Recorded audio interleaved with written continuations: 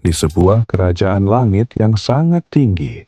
Matahari pagi baru saja mengintip malu-malu dari balik cakrawala. Sinarnya yang hangat menyentuh hidung Bima, si kucing awan yang sedang tidur pulas. Bima menggeliat pelan, tubuhnya yang terbuat dari uap air putih terasa sangat lembut dan kenyal seperti kue mochi.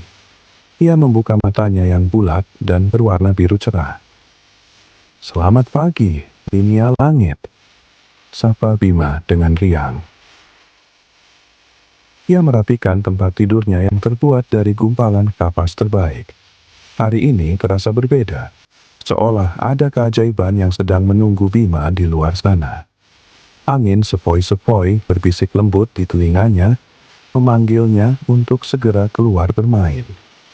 Sebelum memulai petualangan, Bima harus mengisi perutnya terlebih dahulu. Ia melompat kecil menuju dapur awannya.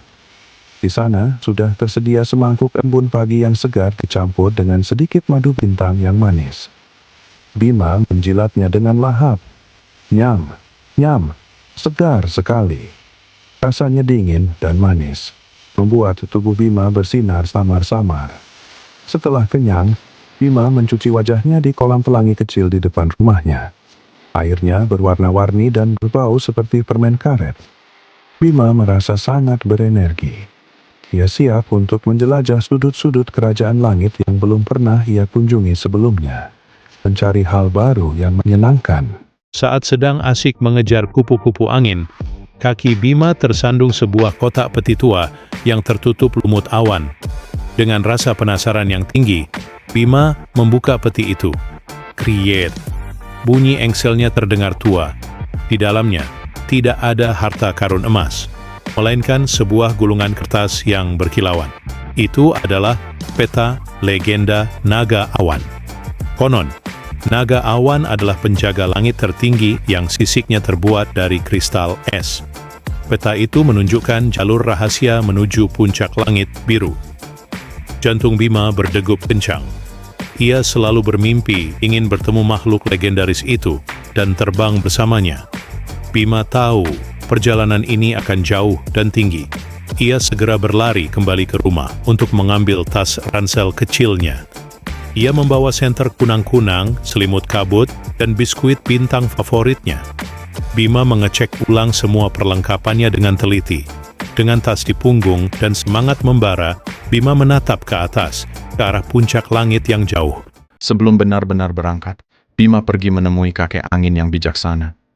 "Kakek, aku ingin pergi mencari naga awan," kata Bima sopan. "Itu perjalanan yang tinggi, cucuku. Kau harus berani dan sabar," nasihat kakek angin. Bima berterima kasih dan melambaikan tangan. Sekarang, ia benar-benar siap untuk terbang lebih tinggi dari yang pernah ia lakukan sebelumnya. Rintangan pertama yang harus dilewati Bima adalah jembatan pelangi yang membentang luas di atas lembah hujan. Namun, jembatan ini licin karena sisa-sisa air hujan. Bima melangkah dengan hati-hati. 1, 2, 3 langkah. Di tengah jembatan, Bima berhenti sejenak untuk melihat pemandangan ke bawah. Dari sini, rumah-rumah awan terlihat sangat kecil seperti butiran jagung. Pemandangan itu membuatnya takjub sekaligus sedikit takut, tapi Bima terus melangkah maju dengan berani. Setelah melewati pelangi, Bima sampai di sebuah wilayah unik bernama hutan balon udara. Di sini pohon-pohonnya bukan terbuat dari kayu, melainkan dari balon-balon berwarna-warni yang mengapung. Ada balon merah berbentuk apel, balon kuning berbentuk pisang, dan balon biru berbentuk anggur. Bima harus melompat dari satu balon ke balon lainnya untuk menyeberang. Boing, boing, rasanya sangat menyenangkan, seperti bermain di taman trampolin raksasa. Bima tertawa riang setiap kali tubuhnya terpental ke udara.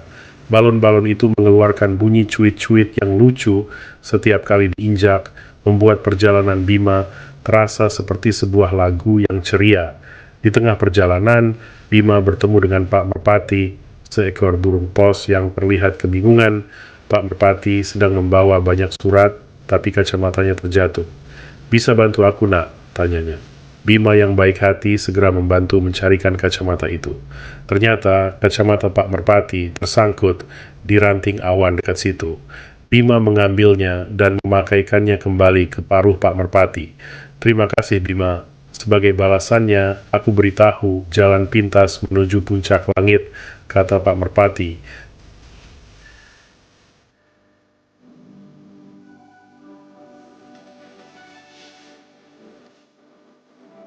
Bima sangat senang. Ternyata berbuat baik kepada orang lain selalu membawa keberuntungan dalam petualangan. Jalan pintas itu membawa Bima masuk ke dalam lorong angin berbisik.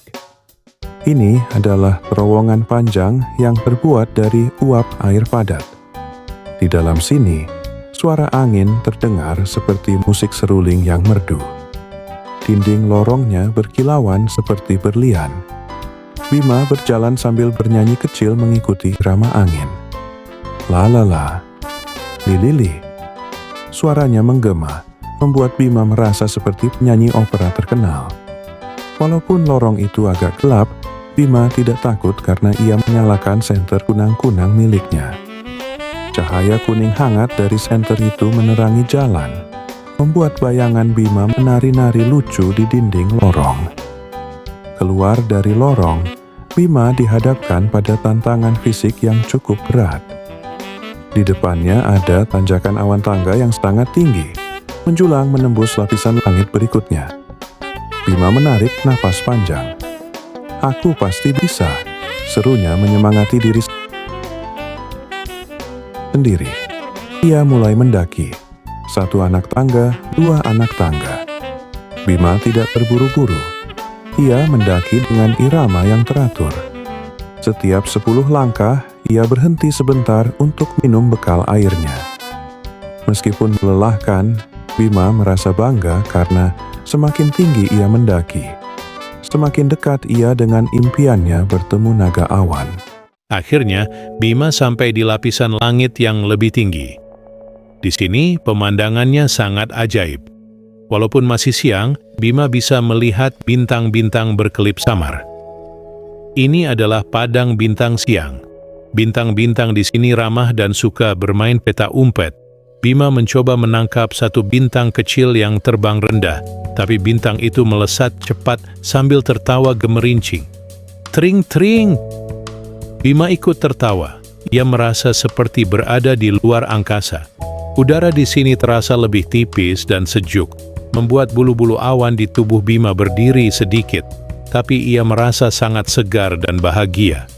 Saat sedang istirahat sejenak di padang bintang, Bima melihat sekumpulan awan besar bergerak mendekat. Awan-awan itu perlahan berubah bentuk. Ada yang menjadi gajah dengan belalai panjang, ada yang menjadi jerapah, dan ada yang menjadi kelinci raksasa. Itu adalah awan peniru. Mereka suka meniru bentuk hewan-hewan di bumi. Bima melambaikan tangan pada awan gajah. Awan gajah itu membalas dengan menyemburkan sedikit uap air dari belalainya, membuat Bima basah sedikit tapi senang. Bima belajar bahwa di langit, imajinasi bisa menjadi kenyataan. Semua terlihat begitu hidup dan menyenangkan. Tiba-tiba Bima mendengar suara aneh. Bukan suara petir yang keras, melainkan suara gemuruh yang rendah dan lembut, seperti suara kucing raksasa yang sedang mendengkur. Suara itu datang dari balik gumpalan awan ungu di puncak tertinggi.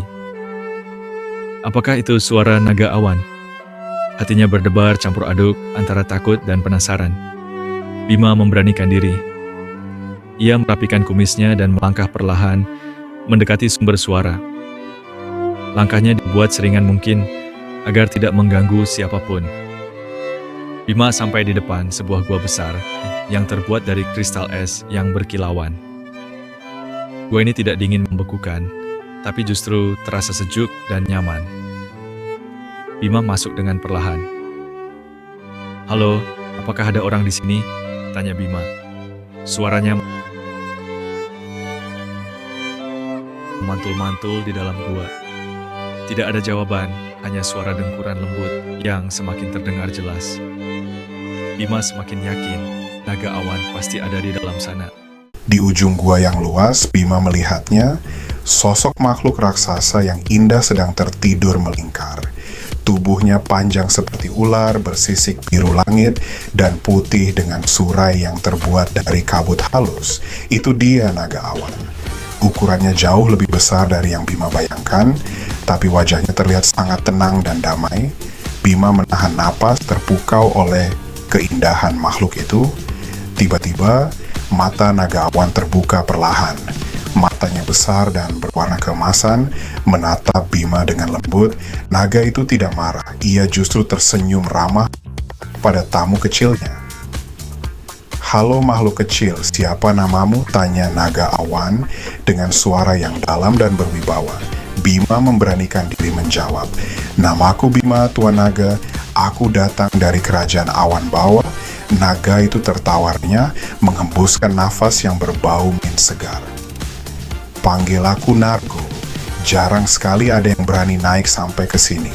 Kau pemberani, Bima." Nargo menurunkan kepalanya agar sejajar dengan Bima. Bima mengelus hidung Nargo yang halus. Seketika itu juga, rasa takut Bima hilang, berganti dengan rasa persahabatan yang hangat. Mereka pun menjadi teman baru. "Apakah kau ingin melihat duniaku dari tempat yang lebih tinggi lagi?" tawar Nargo. Mata Bima berbinar. Mau sekali, Nargo." Nargo mempersilakan Bima naik ke punggungnya. Punggung Nargo ternyata sangat empuk. Ada lekukan di antara surainya yang pas sekali untuk tempat duduk Bima. "Pegangan yang erat pada suraiku ya, Bima."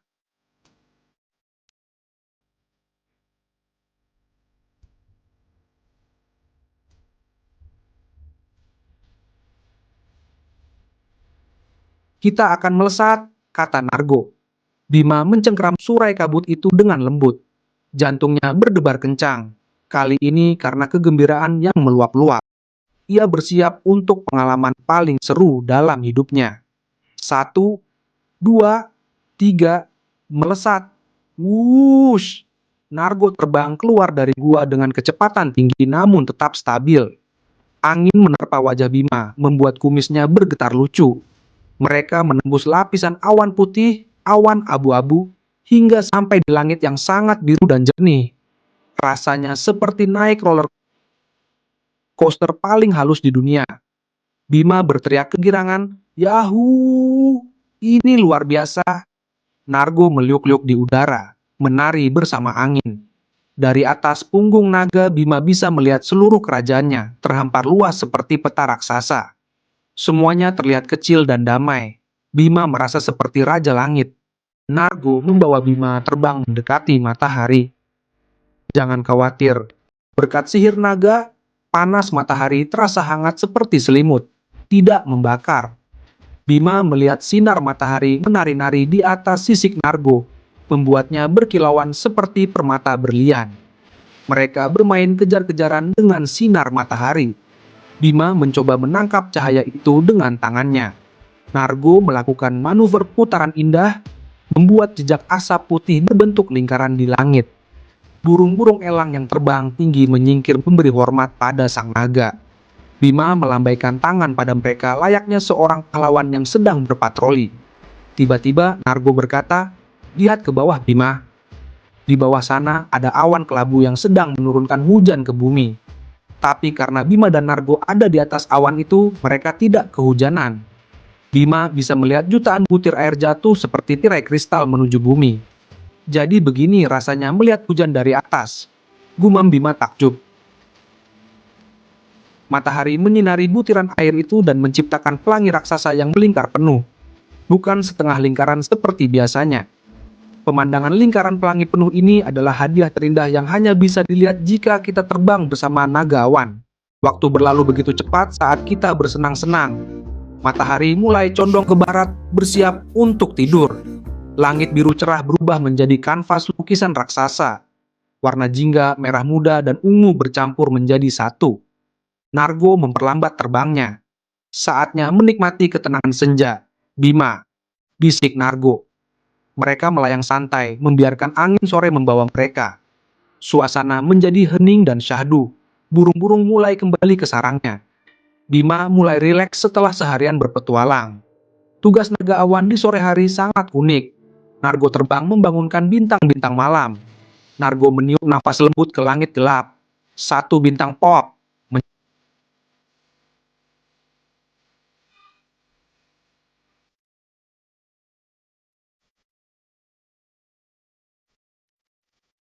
Nyala terang. Di sebelah sana, Nargo, ada yang belum nyala. Seru Bima. Nargo terbang ke sana dan kling. Bintang itu bersinar. Satu persatu ribuan bintang menghiasi langit malam. Seperti lampu-lampu kota yang dinyalakan. Bima merasa bangga bisa membantu tugas penting ini. Keindahan langit membuat mata Bima terasa damai. Setelah bintang-bintang menyala, giliran sang bulan menampakkan diri. Malam ini adalah malam bulan sabit. Bentuknya seperti senyum yang indah di langit. Nargo membawa Bima duduk sebentar di ujung bulan sabit itu. Bulan ternyata tidak keras seperti batu, tapi agak membal seperti keju karet. Mereka duduk berdua sambil memandang bumi yang mulai gelap. Lampu-lampu rumah manusia di bawah sana mulai menyala, berkelap-kelip menyaingi bintang. Dunia ini indah sekali ya Nargo, kata Bima. Nargo mengangguk setuju. Ekornya bergoyang pelan menandakan ia juga merasa damai.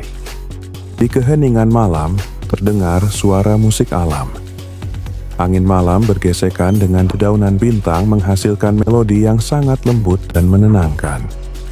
Nargo mulai bersenandung pelan, sebuah lagu Nina Bobo kuno bangsa naga. Suaranya rendah dan bergetar di dada, membuat siapa saja yang mendengarnya merasa mengantuk. Mata Bima mulai terasa berat. Kelopak matanya berkedip-kedip lambat. Rasa lelah yang nyaman mulai menyelimuti seluruh tubuh mungilnya. Bima menyandarkan kepalanya ke leher Nargo yang hangat dan lembut. Sudah waktunya pulang, sahabat kecil.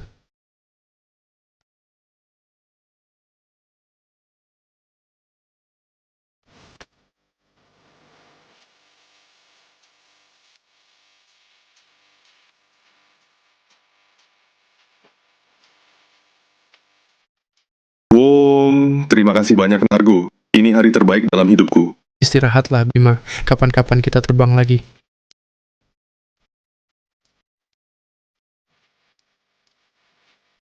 Nargo perlahan terbang naik kembali ke langit tinggi. Sosoknya semakin lama semakin mengecil dan menyatu dengan bintang-bintang. Bima melambaikan tangannya pelan sampai Nargo benar-benar hilang dari pandangan.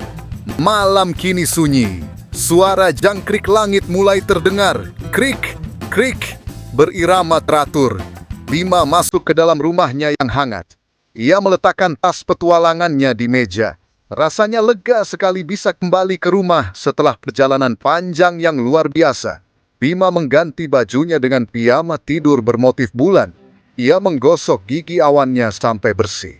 Lalu, ia merangkak naik ke tempat tidurnya yang terbuat dari tumpukan kapas paling lembut di dunia. Bantalnya terasa sejuk, selimutnya terasa hangat memeluk tubuh. Bima memejamkan mata.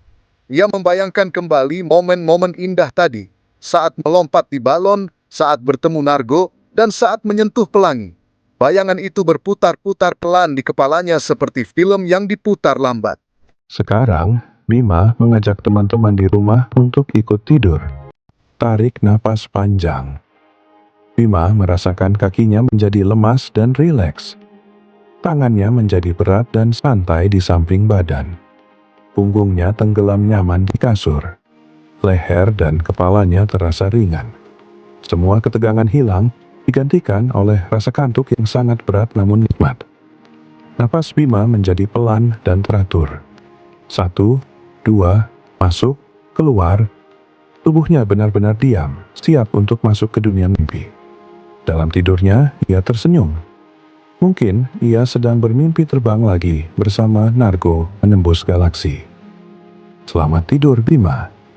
Selamat tidur, teman-teman semua. Semoga mimpi indah menyelimuti tidur kalian malam ini. Sampai jumpa di petualangan Awan Bima berikutnya. Zez, zez.